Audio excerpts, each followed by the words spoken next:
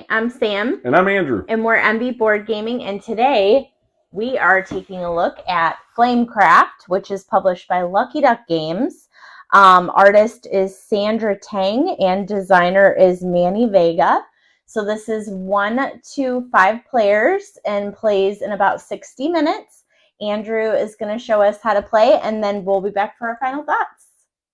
Okay, so I've gone ahead and I've set up a game of Flamecraft. Now, this board, this mat, is fairly long, and it is impossible for me to fit it all on the screen. But you can see most of it. The only thing that you're missing over here is these reputation markers that are going to help you keep track. Okay, but everything else I'll be able to cover based on what you can see. So I've gone ahead, I've set up the game. You start with these 6 basic shops, with each starting with their basic dragon. Artisan dragon that is helping out at those shops. Each player is going to get a little reference card in their color, as well as a dragon worker mover guy, as well as 3 artisan dragons and 2 fancy dragons. Now, your fancy dragons, you're going to pick one of the 2. And I'll just mention real quick, there are 2 different types. There's a nighttime and a daytime dragon. Daytime can be played at any time during your turn. So this is going to be during the game. And then this one here is nighttime, which is going to be end game scoring. So keep that in mind as you are choosing which dragon you want to keep. So on your turn, what you are trying to do is earn the most reputation points. Once this deck of artisan dragons runs out, so once these run out, or these enchantment cards run out, meaning the last one is revealed or the last one is taken, then that's going to trigger the end of the game. Okay? And whoever has the most points at the end of the game on the reputation track is going to be the winner. So what you're going to be doing is on your turn, you are going to be able to do one of 2 things. You can either gather or you can enchant. So on your turn, you're going to take your little dragon meeple and you're going to choose which shop you would like to visit. So let's say I go here to the Hello Nursery and I choose to gather. Now when I gather, what I'm going to do is I'm first going to gain any goods, coins, and dragons that are listed on here. So I'm going to look at the icon here, and depending on what the icon there, I'm going to collect any goods. So I just kept them in the bags, but these are just little tokens that match each of those icons that you're going to be collecting. You're also going to collect goods for each dragon that is there as well. So in this case, I would get 2 of those leaf tokens. If it has like a little multicolored pinwheel, that's a wild, so you get any token that you want when it comes to the goods. If it has a little coin, it looks like this, these little orange ones, you'll get a coin here. Those are worth a point at the end of the game for every one that you have, and they're also wilds. And then there'll also be ones that have a little dragon icon on them, and that means that you can get an artisan dragon either from the park or top deck. Okay, so that's how it's going to work. You're going to go there, you're going to gather. So in this case, I would get 2 of those leaf tokens. I would then be able to play one of my artisan dragons. So if I had these here, I would be able to play one of these to the shop that I'm at. Now the locations have requirements. So as you can see, these spaces are available. However, I can only place a bread or a leaf dragon here. I can only place a bread dragon there. Well, luckily I have a leaf dragon, so I can play this if I would like to. You don't have to, it is optional. And I'll place it here. And when I place it, I'm going to gain the benefit to the right. So here I'm going to gain a coin for placing a dragon there. Okay. If it has this little symbol here, that is for a fancy dragon. You will draw a fancy dragon from that deck. Okay. If you manage to fill the last space on the board, then what you're going to do is you are going to find you're going to have a deck of these shops that are going to be nearby. And you're going to take the top one, keep it face down, and you're going to place it in an open space. So maybe I'll place it there. It'll be revealed at the end of my turn. So I go here, I collected my stuff, I played a dragon, all right? And now I can do what they call is firing a dragon. So of the dragons at my shop, I can pick one to use its fire ability. So each of these, it doesn't matter what it is, these are both green. They both have the same ability. There's going to be unique art, but all the dragons of types, they all have the exact same ability. So in this case, I can give a good to another player to get 2 reputation points if I wanted to do that. Again, it's optional. I don't have to fire a dragon there, but keep in mind, you only get to fire 1. Then, after you've done that, you will be able to trigger any abilities that are on the shop. Now, all of these beginning shops do not have abilities. However, the ones that you are going to be bringing out will eventually, hopefully, have abilities on them. I don't think all of them do. Maybe they all do. But they are going to have abilities for you to use in the future. Remember, these come out once the last dragon at a shop is placed. Okay? So, keep that in mind. And that's going to be your gather action. You will be done there. Now, however, I will say, if let's say it's the next player's turn and they want to come to the same shop that I am at, they would then have to pay me a good, or all players there. So if there are multiple players, you'd have to pay each player a gift. You'd have to give them a gift of 1 good. So that could be a good token, it could be a coin, it could be a dragon card. So those are what's going to happen if you visit the same location as another dragon. As another player, I should say, I guess. The other thing that you can do on your turn is going to be enchant. So like I said, at the end of the turn, you would flip these over, and if there are any, and you would be able to then visit that shop. Also, you will always get, there will always be 5 here, so at the end of your turn, you'll bring out to 5. Same thing here. If these had been used, you will refresh those at the end of your turn. Okay? So the other thing you can do on your turn is called enchant. So what you're going to do is you're going to choose a shop. So let's say I went here. Okay? I choose to enchant, and what this means is I'm going to choose one of these enchant cards here at this row, and I have to choose one that matches the location where I'm at. So whatever the icon is of the shop, I can only enchant with one of these cards at that location. So I can only use these when I'm here at the Smith Mart. Okay, and what these are going to do, these are going to give you primarily victory points, but also potentially dragon cards as well.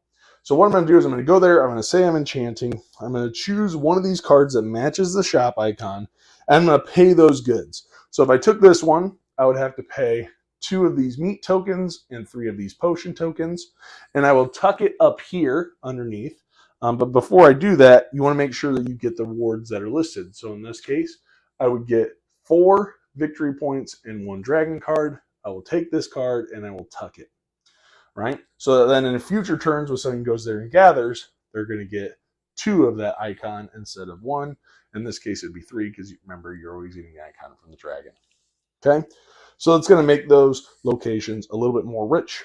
Each shop can only have 3 enchanted cards, which shouldn't be too much of a problem because there are only 3 of each icon. So there's only 3 of these little anvils in the entire deck, right? So, but if there is a shop that has like the little wild pinwheel, they can have any of these enchantment cards there. But again, the limit is 3. Now, once you've paid your costs and you got the reward, next thing you're going to do is you're going to be able to fire off all of the dragons at that shop. So you can fire 1, you can fire none, you can fire all of them, but you'd be able to fire all of them and trigger their abilities. Okay?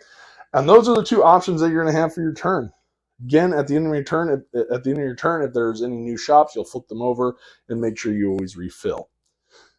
Refill the enchantments, refill the park. Game's going to end once the enchantment deck is empty or the artisan deck is empty. That meaning they either took the last one or it is revealed. Okay? Just so you know, there is a maximum type of a number of let me say that again. The max goods of each type that you can have is 7. So I can only have 7 leaf tokens, 7 bread tokens. I can't have more than that. And the max amount of dragons, and these are going to be your artisan dragons, that is going to be 6. So keep in mind is that you're going to have some resource management as well as card management as you're playing through the game. And that's pretty much how the game ends. And like I said, how it's triggered, and whoever has the most points wins. There are a couple little variations that you can add to the game. There are these gold cards that replace the purple enchantments, and they're just going to have some specific little rules. Not too many changes. They are going to start giving you coins and maybe fancy dragons. They might require coins in order for you to pay for them, that kind of stuff. So keep that in mind. So there's that option. And there is also this little campaign variant to where each person will get one of these dealt to them, and it gives them a little asymmetrical power that makes them unique. But that's pretty much how the game works. So let's go ahead and take it back up top and tell you what we think. All right, and we're back. So Andrew, thank you for your teach. Yeah. Let's jump right in to our game rating rubric. So production. What did you think about production? What I think? I thought the production was pretty good. I mean, this is just the retail edition. I don't have the Kickstarter. This game has won like Game of the Year for like every award out there. So I was like, I gotta try it. I gotta buy it. You know, it's dragons. It's cool. Everybody's raving about this game. Gotta buy it, right? I bought it at Gen Con, and then it won all the Dice Tower Awards. So, production-wise, I thought it was sweet. They have the playmat, the neoprene playmat, which is nice. So that comes in a retail edition. Mm-hmm. You have the nice chunky wooden dragon pieces, which is nice. But the artwork is very beautiful. So I think Sandra did a great job. I think the iconography in the game is very simple and easy to follow. Yeah, good quality, I think, all around, even for a retail edition. So, I mean, I'm not really that upset about not having upgraded bits. I'm perfectly fine with the retail edition. Yeah, no, it was still really nice. And that was a comment I made at the beginning when you were setting it up, was the mat. Mm-hmm. And I was like, oh, that came with it. Like, typically you don't see that. Right. But I loved that it came with that long mat, made it look like it was a little town. It was really cute, really colorful, great artwork. I love the art. Like, I'm a big fan. Like, I think these, like, adorable little dragons, like, I think they're the cutest thing ever. I will say I was not happy that it was just a big, long, narrow mat. I was like, really? Oh. I have to use up the whole table for this game? Pretty much. I get it with, like, the shops, but I was kind of like, I gotta reach all the way over there to grab something. Oh, yeah. So that was the only thing I was like, come on, man. Just give me a regular size board. Something. I don't know. Maybe that would have still been huge. I don't know. I'm being petty. It was really, really nice. So I'm not going to. That's the only thing I was like, why is it so long? I guess if you don't have a long table, that would be a problem. Right. Maybe. Yeah, definitely. Don't play this on a tiny little square table. Yeah.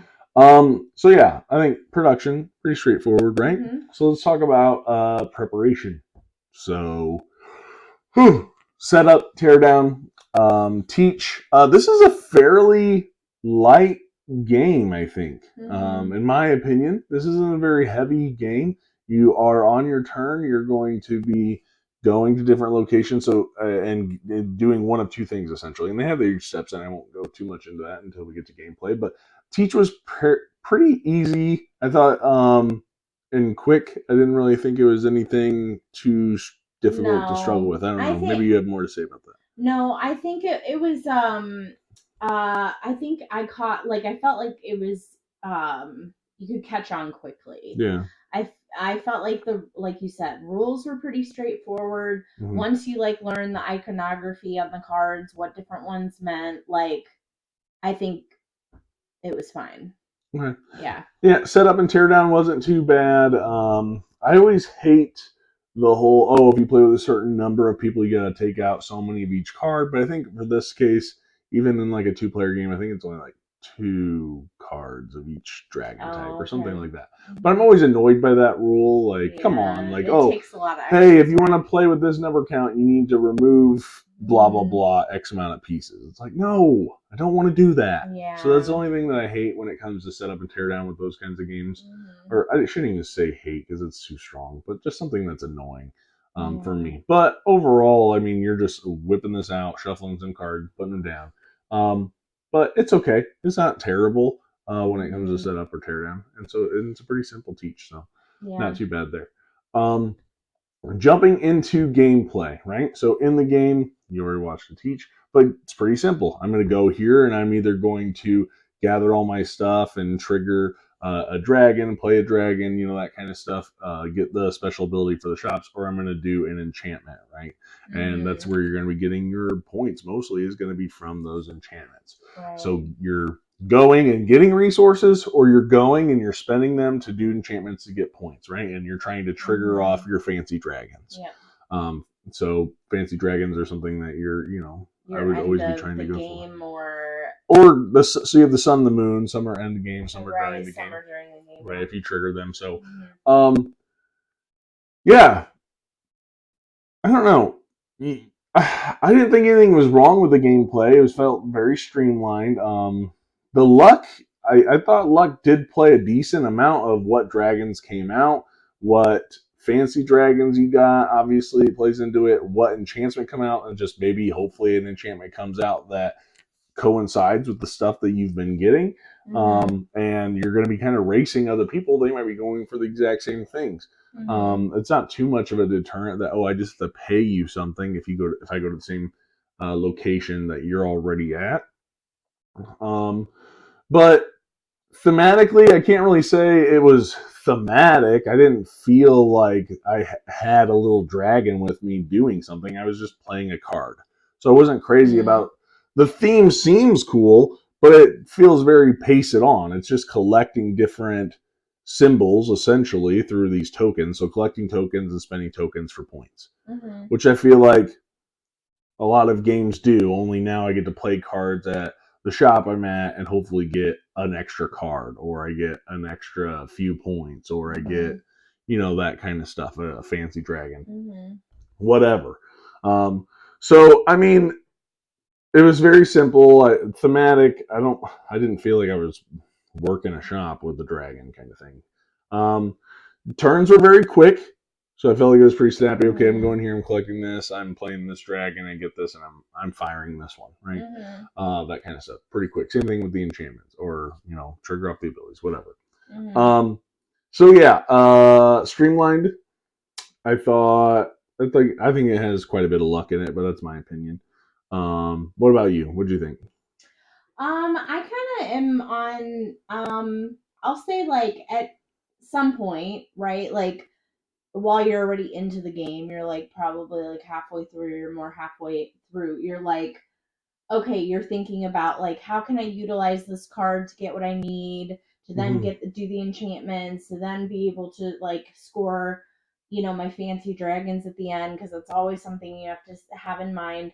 But I feel like in the beginning, I did feel like it was thematic, and like, being able to see the shops and like, oh, there's this cute little like, they have the little bread dragon and the meat dragon, the crystal meat dragon, the crystal one, the potion one. Like, I don't know. I thought I liked like every time I got a new card, like looking at it, even though it was like kind of the same ability, but it was like a different type of dragon. Right.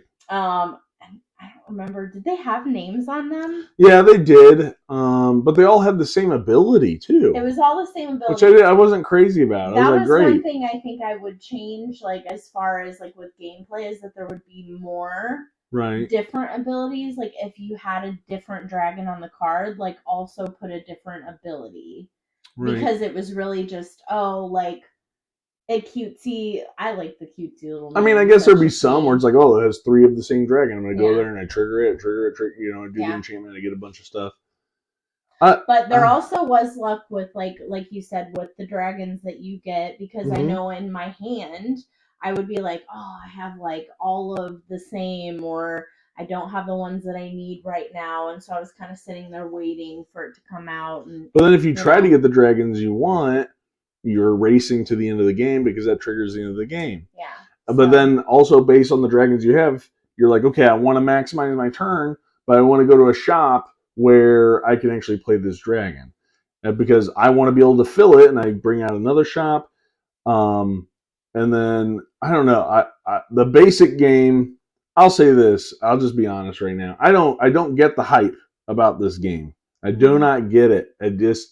I was like, this is what's supposed to be so amazing. Like, I don't understand why it is winning so many awards. I feel like it's, and I went into it thinking this is going to be amazing. And not that I think it was overhyped, but I mean, come on, it's dragons, it's building stuff. Like, you're getting all these things. I thought everybody was talking it up a ton.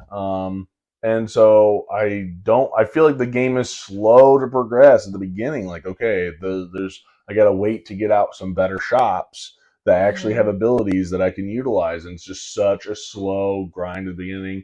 You're just like, okay, I'm going here and collecting. There's only a few shops, blah, blah, blah. Hurry up and fill one so we can get better shops out there. That's all I could think of was like, we need to fill these so we can actually have fun. Like, let's get past this boring third or half of the game before I can get to the shops that I actually want to use. Maybe that's what it was for you. Maybe that's what made it not. It was so boring in the beginning with the gameplay. It was just, I was literally, and it's not like you're really building up a whole lot. It's not like I'm getting extra powers and stuff so that later on I can just do some crazy stuff. I was just trying to fill up spots so I could get better shops that had actual shop abilities and rewards that I wanted. Like, oh, I want to get to where I can start getting victory or like reputation points, that kind of stuff. It just felt so lucky with the cards, and it felt so boring for the first half of the game. It was so like mind-numbingly boring to me. I didn't think it was thematic. So for me, the gameplay, like, sure, it was simple, it was easy. This could be great for beginner gamers, but I do not understand why this is such an amazing game. Supposedly, I don't get it. So go ahead about gameplay, because I'm about ready to jump into my final thoughts. Oh my gosh. Okay. I think as far as gameplay, like I did like are we on gameplay still? Yeah, sorry. My rant was foreshadowing. Anyway, but yeah, I mean, I not that I thought it was like super exciting or anything like that. I think more could have been added to it. I think there could have been more. To be fair, they have the companions. I haven't played with the companions, but then again, the game doesn't entice me to be like, oh, if I had this little tiny deck of cards. You gotta give it a chance. Give it a chance.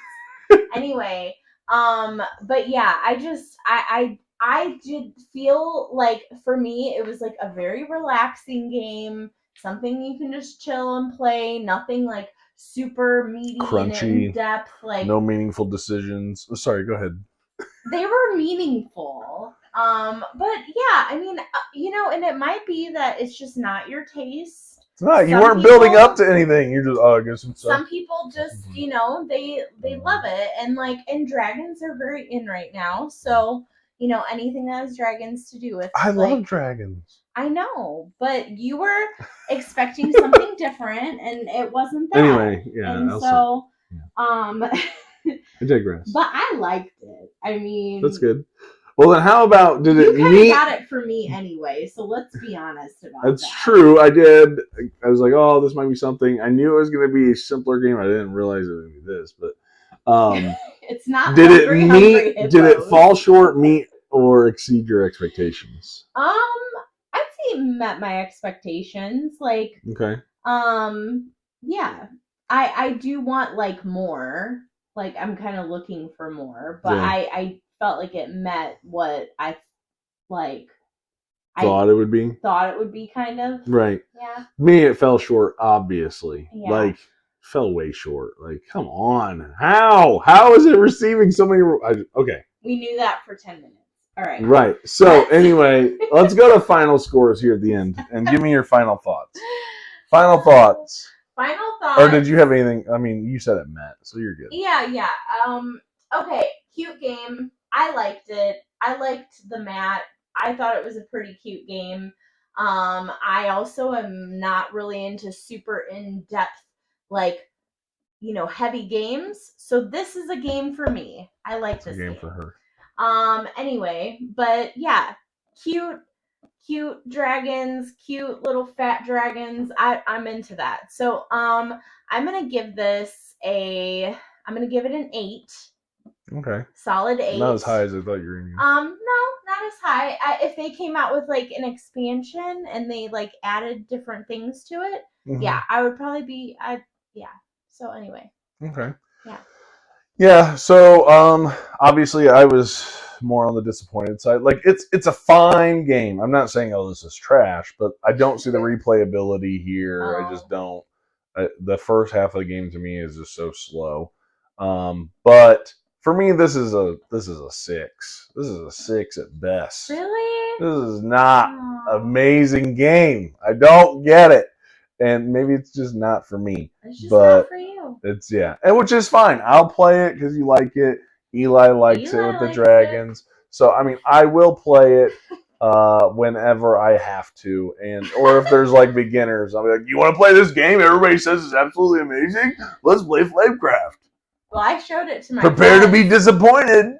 I showed it to my friends, so we're gonna play it the next time we have a game night. You'll just have to tell me in the comments, why is this so good? What did I miss? I need to know what I missed because I didn't get it. And you know what? I know Nick tried it, and Nick and Vic played it, and he was like, "Yeah, that was okay." And I was like, "Oh, come on, it's gonna be so good." And I was like, "No, it's not good." So that's gonna be my thoughts. So yeah, so that's our thoughts on Flamecraft. Tell me I'm wrong. Convince me I'm wrong. Not that you have to convince me, but I'm just really curious. What am I missing? I don't care how deluxeified your Kickstarter edition is. No amount of deluxeified components are gonna make me what draws you like in it more. To Flamecraft? Like the artwork. That's it.